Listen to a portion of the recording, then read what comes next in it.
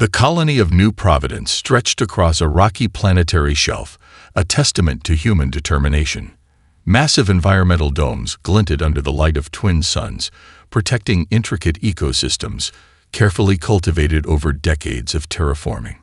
Colonists moved about their daily lives, unaware of the shadow creeping across their star system. Commander Jack Harrison received the first transmission at 2:37 hours, Standard Galactic Time.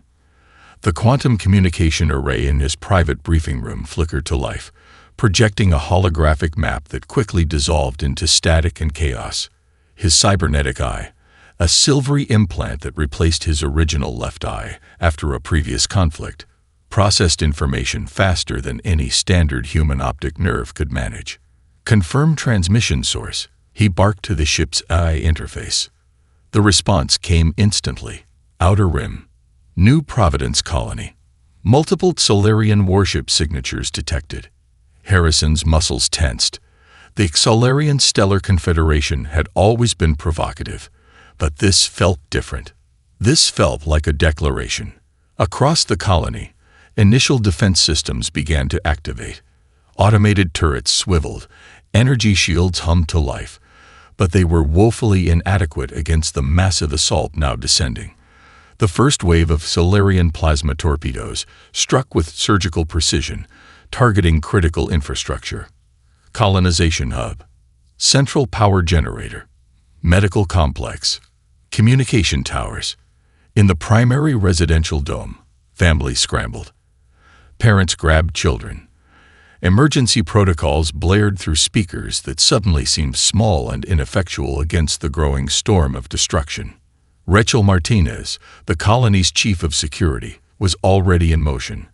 Her emergency response team had trained for countless scenarios, but nothing could have prepared them for the sheer scale of this assault.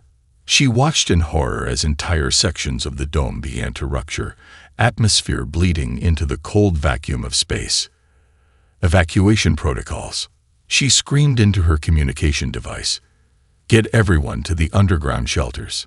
But even as she spoke, she knew it was too late for many.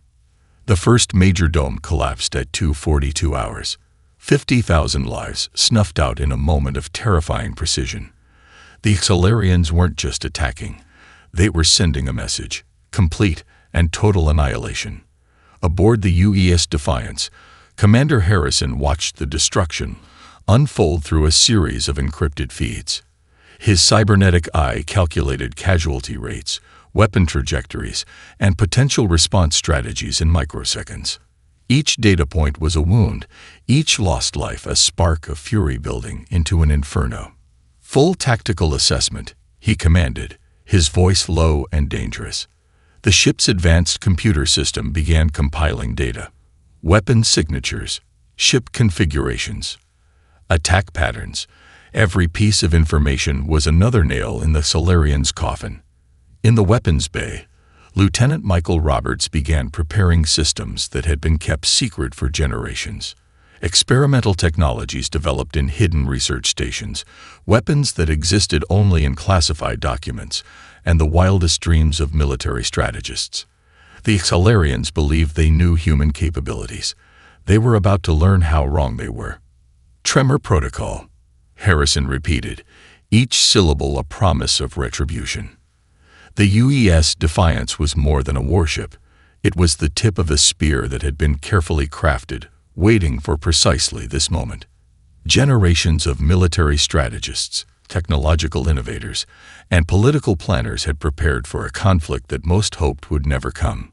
New Providence was not just a colony. It was a message, a line drawn in the cosmic sand. The Solarians had no idea what they had just started.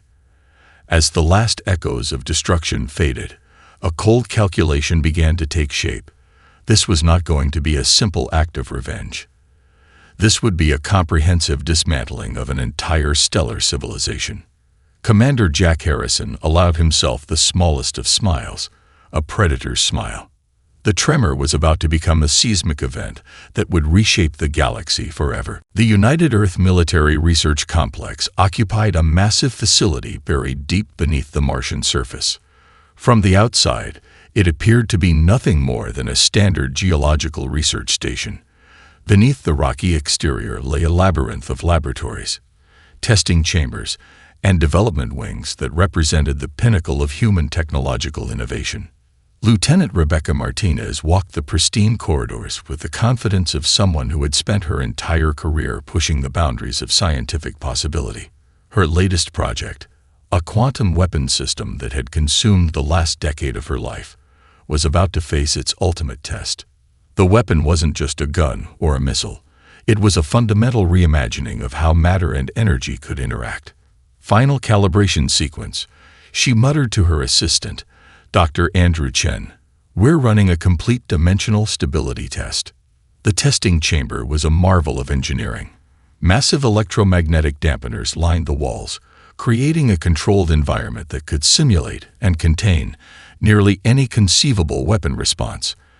At the center stood the prototype, a sleek, almost organic-looking device that looked more like a piece of abstract art than a weapon of mass destruction. What the Solarians didn't understand was how fundamentally different human technological development had become. While other galactic civilizations pursued linear technological paths, humanity had embraced a multi-dimensional approach to innovation. Each breakthrough was not just an incremental improvement, but a complete paradigm shift. The quantum cannon represented the pinnacle of this approach. Initiating test sequence, Chen announced, his fingers dancing across a holographic interface that seemed to shimmer between physical and digital existence. The first test target was a massive asteroid, roughly the size of a small moon, positioned at the far end of the testing range. Standard weapons would require multiple strikes to destroy such a massive object. The quantum cannon would do something entirely different.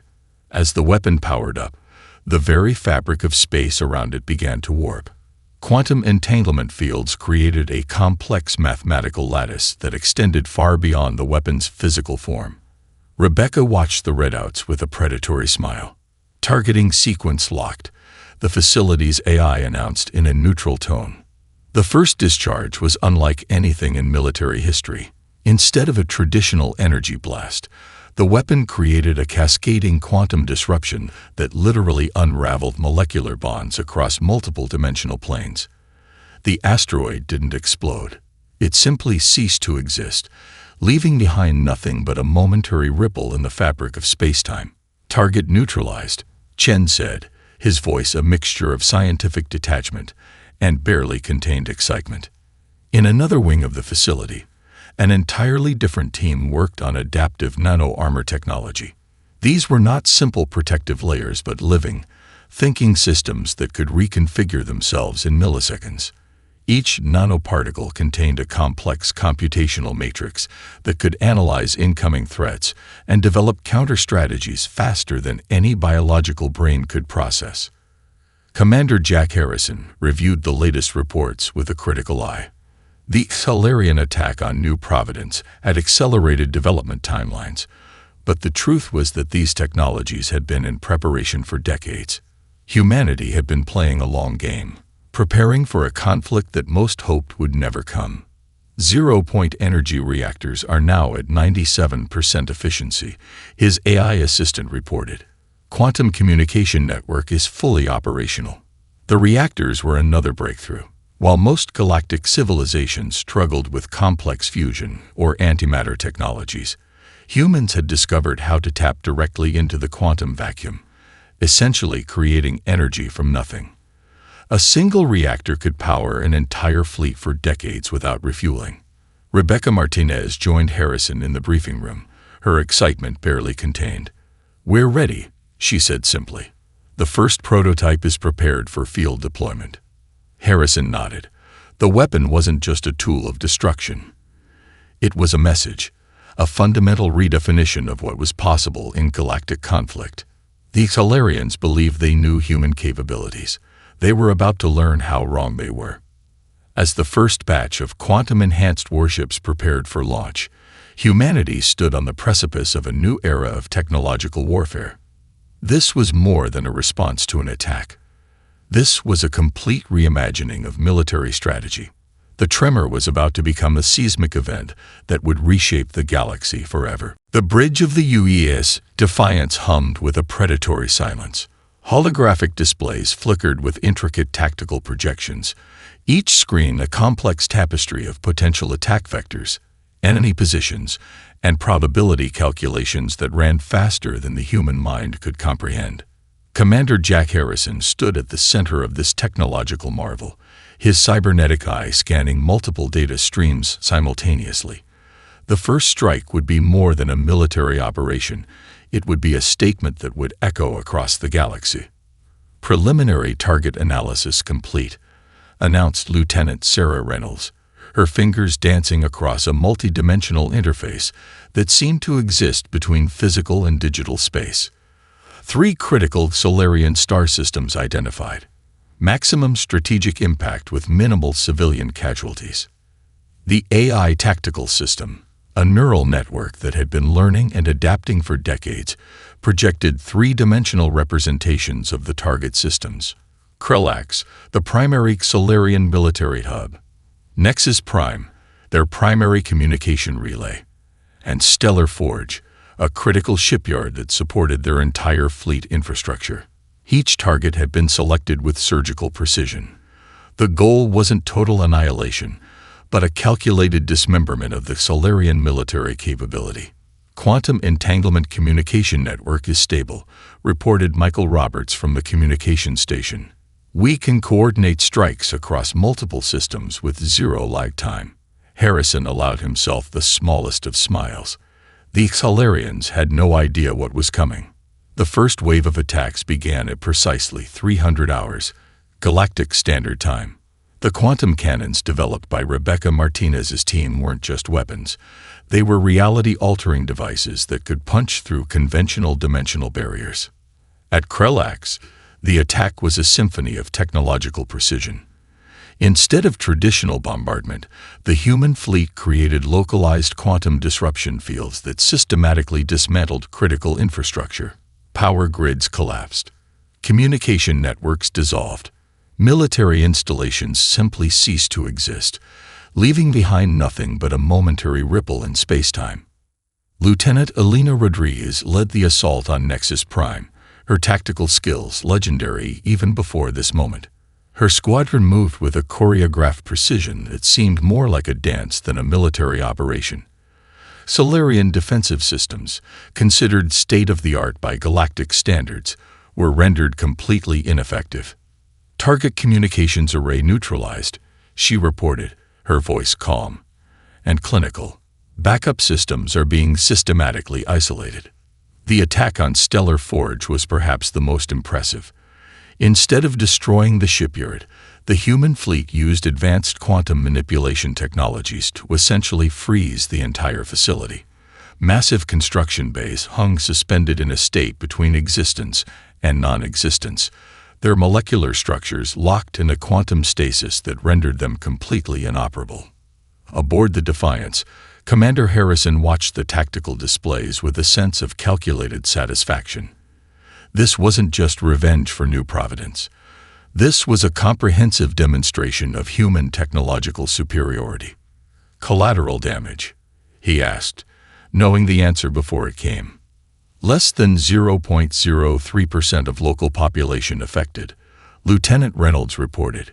"Primarily non-combatant infrastructure." The psychological impact was perhaps more devastating than the physical destruction. Solarian military communications became a panicked chorus of confusion and terror. Their most advanced defensive systems had been rendered completely useless in a matter of moments.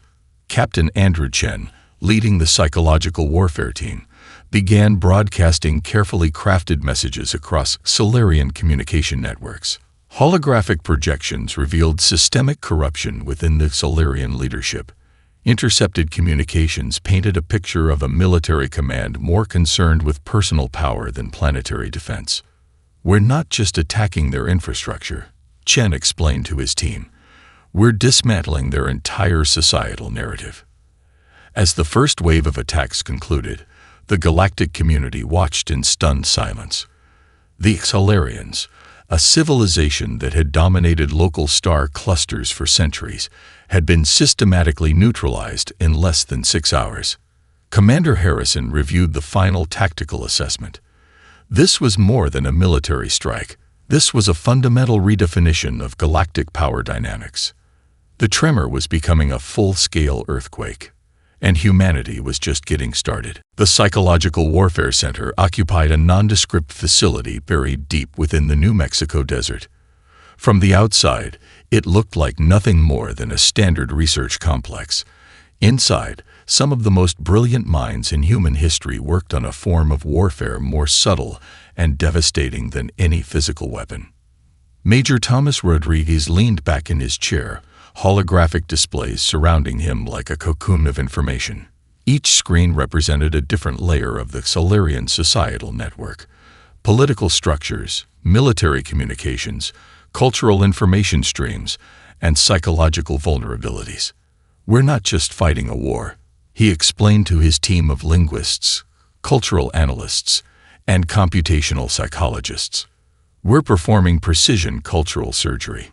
The team had spent years developing a comprehensive understanding of Solarian psychology. Their hierarchical society was built on a complex system of honor, reputation, and collective memory. These were not just cultural traits, they were systemic vulnerabilities waiting to be exploited. Dr. Emily Chen, a computational linguist with a background in xenopsychology, manipulated a holographic interface that seemed to breathe with living information. "Their communication networks are remarkably centralized," she observed. "A single narrative disruption could create cascading psychological effects." The first wave of psychological attacks began subtly. Intercepted communications were carefully recontextualized and broadcast across Solarian information networks. Messages between high-ranking military commanders revealed systemic corruption. Holographic reconstructions showed senior leaders betraying their own troops, selling out strategic positions for personal gain. But it went deeper than simple exposure.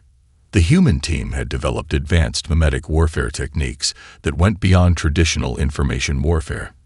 These were weaponized narratives designed to exploit the deepest psychological fault lines of the Solarian civilization.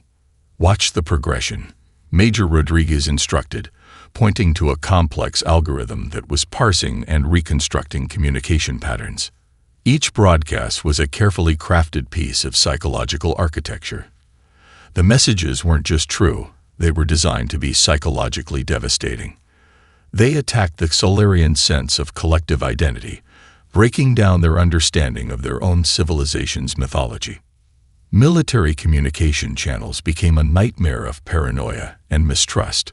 Commanders questioned their subordinates. Subordinates questioned their leadership. The complex hierarchical structure that had sustained Solarian society for millennia began to crack. Lieutenant Michael Andrews, a specialist in computational propaganda, worked on perhaps the most insidious aspect of the psychological campaign. "We're not just spreading information," he explained. "We're creating targeted narrative viruses that exploit their cognitive processing patterns." Holographic reconstructions began appearing across Solarian communication networks. Scenes of military atrocities, some real, some carefully constructed, played out with documentary-like precision. Each narrative was backed by mountains of fabricated but believable evidence. The most brilliant aspect of the psychological warfare was its multilayered approach. It wasn't just about destroying morale. It was about fundamentally reshaping how the Solarian civilization understood itself. Dr. Sarah Williams, a specialist in xenocultural dynamics, monitored the psychological impact in real time. Complex algorithms tracked emotional resonance, narrative penetration, and psychological fragmentation across multiple communication channels. "We're seeing a complete breakdown of their social cohesion," she reported, her voice a mixture of scientific detachment and professional excitement. "Their collective narrative is fragmenting faster than we predicted." The human team had spent decades preparing for this moment. Every piece of intercepted communication, every cultural study, every psychological profile was now a precision weapon. Major Rodriguez watched the cascading psychological effects, with a sense of clinical satisfaction. This was warfare at its most fundamental level, a conflict fought in the realm of narrative and perception. Target psychological resilience at 37% and dropping, the computational system announced. The Xalarian civilization was being dismantled not by weapons, but by its own internalized narratives. Each broadcast was a surgical strike against their collective identity, more devastating than any physical weapon could ever be. As the psychological campaign reached its crescendo, the Xalarian leadership began to fracture. Military commanders turned against each other. Political factions sought individual survival over collective resistance. The tremor was becoming an earthquake of perception, and humanity had only just begun to apply pressure. The diplomatic wing of the United Earth Fleet was unlike any previous galactic negotiation center. Located on a massive space station that orbited a carefully neutral star system, it represented the cutting edge of multi-species collaboration. Captain Emily Chen stood at the central holographic display, her fingers tracing delicate communication pathways between various galactic civilizations. The Xalarian Confederation had spent millennia suppressing smaller species, creating a complex web of oppression that was now about to unravel. Incoming transmission from the Zornak Collaborative, announced Lieutenant David Rodriguez from the communication station. The Zornak were a silicon-based life form from the outer spiral arm, a species that had been systematically marginalized by Xalarian expansion for centuries. A holographic representation of the Zornak ambassador materialized, a crystalline structure that shifted and pulsed with complex internal light patterns. Communication was never simple with silicon-based life forms, but humanity had developed translation technologies that went far beyond traditional linguistic interpretation. "We have observed your conflict," the Zornak representative communicated, its crystalline structure creating complex wave patterns that the translation matrix interpreted as speech. "The Xalarian aggression against your colony mirrors decades of our own oppression." Captain Chen smiled. This was precisely the opportunity they had been cultivating. The strategy was intricate. Humanity wasn't seeking simple military alliances. They were offering something far more valuable, a complete restructuring of galactic power dynamics. Each potential ally was carefully vetted, their historical grievances meticulously studied, their potential role in the new galactic order precisely calculated. Lieutenant Michael Andrews from the Intelligence Division brought up a comprehensive map of galactic power structures. Dozens of smaller civilizations were color-coded based on their historical interactions, potential strategic value, and psychological readiness for collaboration. The Xalarians didn't just conquer territories, Andrews explained to his team. They systematically destroyed cultural identities. Each civilization we approach is a potential wound waiting to be healed. The critical nomadic clusters were the next to make contact. Once a thriving multi-system civilization, they had been reduced to a scattered collection of refugee fleets by Xalarian military campaigns.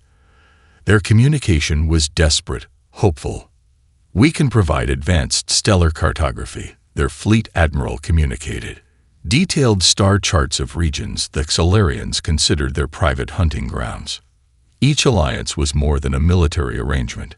It was a complex diplomatic dance that addressed historical traumas, offered technological exchange, and promised a fundamentally different approach to galactic cooperation.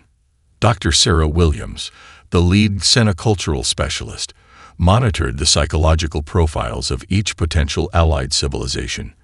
"We're not just building a coalition," she explained. "We're creating a new model of interspecies collaboration." The human approach was revolutionary. Unlike previous galactic conflicts where alliances were purely transactional, this collaboration offered genuine cultural exchange. Advanced medical technologies were shared. Educational platforms were developed. Economic models that transcended traditional resource competition were proposed. The Zornak were particularly intriguing.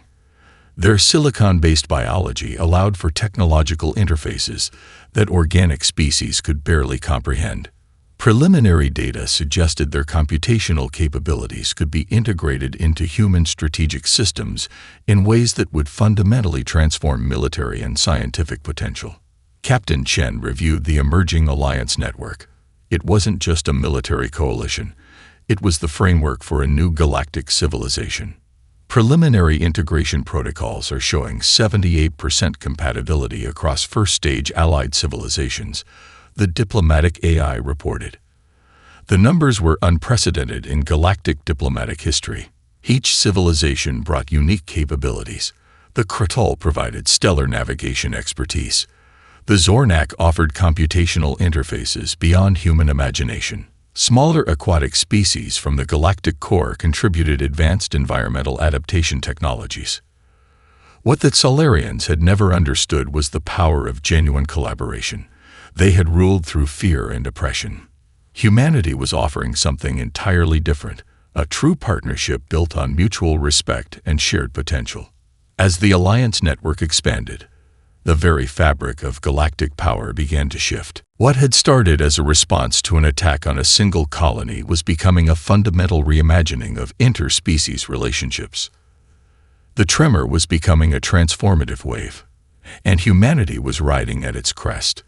The moment of desperation arrived with the cold precision of a mathematical equation.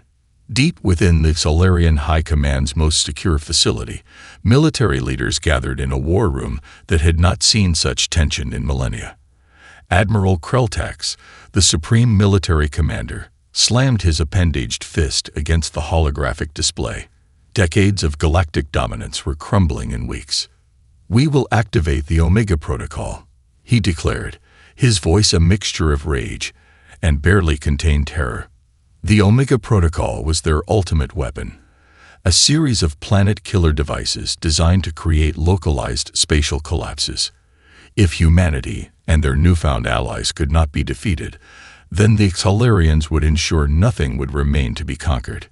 Commander Jack Harrison received the first intelligence about the Omega Protocol through a quantum-encrypted communication channel provided by the Zornak allies. The silicon-based civilization's computational networks had intercepted and decoded the Solarian transmission with terrifying speed. "Full tactical assessment," Harrison commanded, his cybernetic eye processing multiple streams of data simultaneously. Lieutenant Sarah Reynolds began running complex simulation models. The Omega Protocol wasn't just a weapon. It was a cascading destruction mechanism designed to collapse entire star systems. 12 critical facilities were preparing to activate massive gravitational disruption devices that could literally tear apart the fabric of space-time. "We have a 48-hour window," she reported, her fingers dancing across holographic interfaces that seemed to breathe with mathematical precision. "Any later, and we risk total stellar destruction." The human response would require a level of coordination unprecedented in galactic military history. Captain Emily Chen coordinated with allied civilizations, her diplomatic skills matching the strategic brilliance of the military commanders. The Kratal navigation experts provided critical star system data.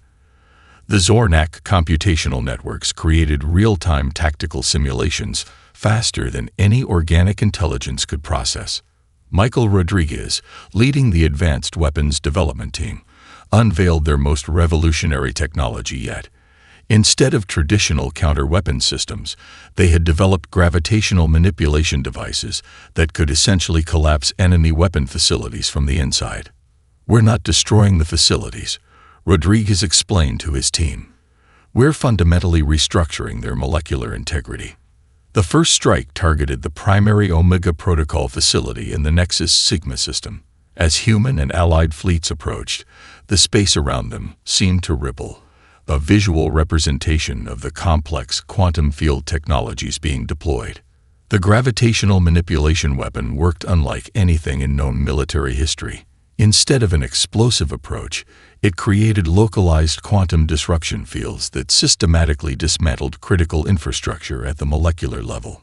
Massive weapon complexes simply dissolved, their molecular structures pulled apart with mathematical precision. Admiral Kreltax watched in horror as facility after facility went dark. Their most advanced defensive systems became nothing more than complex mathematical problems to be solved by human computational technologies. How is this possible? He demanded of his senior commanders, but no answer came. The psychological impact was perhaps more devastating than the physical destruction. Each collapsed facility represented more than a military loss. It was a fundamental challenge to the Solarian understanding of their place in the galaxy. Dr. Sarah Williams, monitoring the psychological impact, noted the cascading effect. Their collective identity is fragmenting faster than our most aggressive projections, she reported to Captain Chen. As the final Omega Protocol facility was neutralized, something unprecedented happened. Instead of total destruction, the human-led alliance demonstrated a level of tactical mercy that further destabilized the Solarian leadership. Critical infrastructure was disabled, but civilian populations were left untouched. Communication networks remained partially functional, allowing the Solarian population to witness their military's complete systematic failure. Commander Harrison reviewed the final tactical assessment. This was more than a military victory. This was a comprehensive demonstration of a fundamentally different approach to conflict. The Tremor had become a transformative earthquake, and humanity was just beginning to reshape the galactic landscape. The negotiation chamber hung in low orbit around a neutral star system, a massive spherical structure designed to accommodate multiple species with vastly different environmental requirements. Crystal walls shifted and adapted, creating microenvironments that could support silicon-based, gaseous, and carbon-based life forms simultaneously. Commander Jack Harrison approached the central negotiation platform with calculated precision. Behind him stood a coalition of species that would have been unimaginable mere months ago. The Crital navigation experts, Zornak computational specialists, and representatives from a dozen other civilizations that had suffered under Solarian oppression. Admiral Kreltax and the remaining Solarian leadership looked diminished. Their once proud posture now spoke of complete defeat, their multiple sensory appendages hanging limply as they waited for the human terms. "This is not a traditional surrender," Captain Emily Chen began, her voice carrying across translation matrices that converted her words into multiple communication spectrums. "This is a comprehensive restructuring of galactic civilization." The terms were both brutal and unprecedented. Complete demilitarization, comprehensive cultural exchange programs, systematic review of historical conquests, reparations to oppressed civilizations, but most importantly, a complete restructuring of the Solarian societal and governmental systems. Dr. Sarah Williams, the xenocultural specialist, had spent months developing a negotiation strategy that went far beyond traditional diplomatic approaches. This wasn't about punishment, it was about fundamental societal transformation. "Your civilization has two paths," Harrison explained, his cybernetic eye scanning multiple data streams simultaneously. "Complete cooperative reconstruction or total systemic isolation." The Solarian representatives understood the subtext.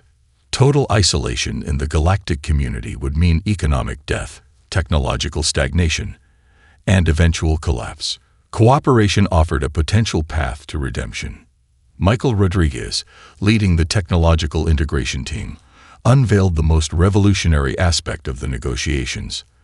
The human-led coalition would provide comprehensive technological and educational support, advanced medical technologies, computational systems, educational platforms that would fundamentally reshape Solarian society.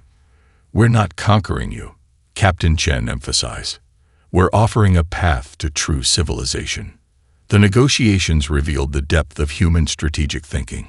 Each clause was a carefully constructed mechanism designed to prevent future conflict while providing a genuine path to societal evolution. Economic systems would be restructured. Educational platforms would be developed. Cultural exchange programs would be mandated. The Crital navigation experts provided critical historical data about Solarian expansion. The Zornak computational networks helped create comprehensive societal restructuring models.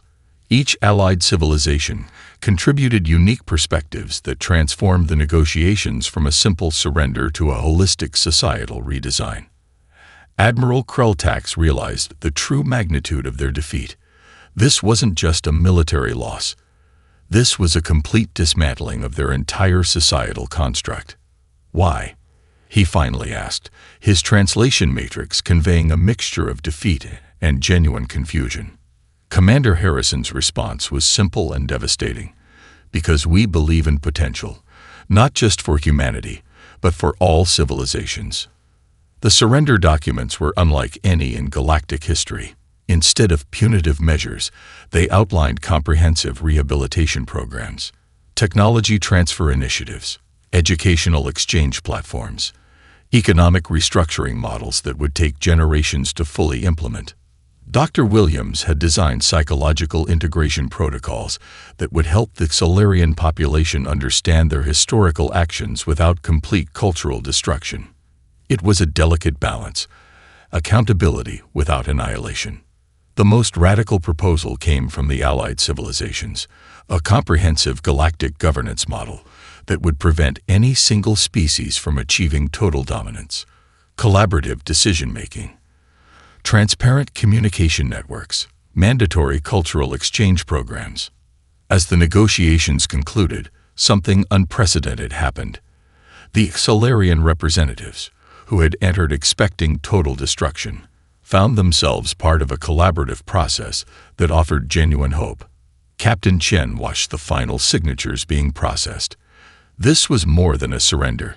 This was the birth of a new galactic paradigm. The Tremor had become a transformative wave. Humanity had reshaped the galaxy not through pure military might, but through a combination of technological superiority, strategic brilliance, and a fundamental belief in collaborative potential. The real work was just beginning. 50 years after the conflict that would forever be known as the Solarian restructuring, the galaxy had transformed beyond recognition. The massive orbital research station hung like a jewel between star systems, a testament to the new collaborative approach to scientific discovery. Researchers from over 20 different species worked side by side, their workstations a complex tapestry of biological and technological diversity that would have been unimaginable half a century earlier. Commander Jack Harrison, now Chancellor of Interstellar Cooperation, walked the station's central corridor, his aging body supported by the same advanced technologies that had helped reshape galactic civilization. His cybernetic eye, now more advanced than ever, scanned the complex interactions around him with a mixture of pride and wonder. Dr. Elena Rodriguez, the lead xenocultural integration specialist, fell into step beside him. Her team had been responsible for the most ambitious social experiment in galactic history, the comprehensive rehabilitation of the Solarian civilization. The latest generational reports are remarkable, she explained, pulling up holographic displays that showed intricate social network analyses. The Solarian society had been completely transformed. Their once militaristic culture had become a hub of scientific and cultural innovation. Educational systems that emphasized collaboration, empathy, and interspecies understanding had replaced their previous hierarchical structures. The technologies developed during the conflict had been systematically shared across multiple civilizations. Advanced medical treatments eliminated genetic diseases. Computational systems solved complex environmental challenges. Energy production technologies ended resource conflicts that had plagued galactic civilizations for millennia. The crystal navigation experts had developed stellar mapping technologies that opened up entirely new regions of space. The Zornak computational networks had created communication systems that allowed for unprecedented levels of cultural exchange. Each species contributed unique capabilities that elevated the entire galactic community. Remember how impossible this seemed 50 years ago? Harrison asked, his voice carrying the weight of someone who had seen the worst and best of galactic conflict. The new Providence Memorial Station stood as a permanent reminder of the conflict's origins. Where once a colony had been destroyed, now a massive research and cultural exchange center existed. Holographic displays continuously showed the stories of those lost, ensuring that the cost of conflict would never be forgotten. Michael Chen, the lead technological integration specialist, approached with the latest collaborative research findings. A breakthrough in quantum communication had just been achieved. A joint project involving researchers from 12 different species. We're preparing the first deep space exploration mission, Chen explained. A truly collaborative effort. No single species leading, but a complete integration of capabilities. The economic models that had emerged were equally revolutionary. Resource allocation was now based on collaborative needs rather than competitive acquisition. Species that once would have been in conflict now work together to solve complex challenges of stellar exploration and environmental management. Dr. Sarah Williams, now the senior advisor to the Galactic Collaborative Council, reviewed the latest societal integration reports. The psychological healing programs had been more successful than anyone could have imagined. Species that had been enemies for millennia were now finding common ground, sharing cultural experiences, developing mutual understanding. Harrison reflected on the journey. The conflict had never been about destruction. It had been about potential. About showing that cooperation could be more powerful than conflict. The Xalarian children now studied in integrated schools, learning about the historical mistakes of their ancestors while developing skills in cross-cultural communication. Their society had been completely reimagined, from a militaristic culture of conquest to a civilization focused on discovery and collaboration. We didn't just win a war, Harrison told Dr. Rodriguez, echoing a philosophy that had guided humanity's approach. We showed what was possible when civilizations choose understanding over conflict. The galactic communication networks lit up with news of another breakthrough. A joint medical research team had just developed a treatment that could extend lifespans across multiple species. Technologies were no longer hoarded but shared, with each civilization contributing its unique perspective. As Harrison looked out at the vast starscape, he understood that the real victory had never been about military might. It had been about showing that diverse civilizations could find common ground. That potential was more powerful than prejudice. That collaboration could achieve what conflict never could. The tremor that began with a colony's destruction had become a transformative wave that reshaped entire civilizations, and humanity had been just the catalyst. The real journey was still just beginning.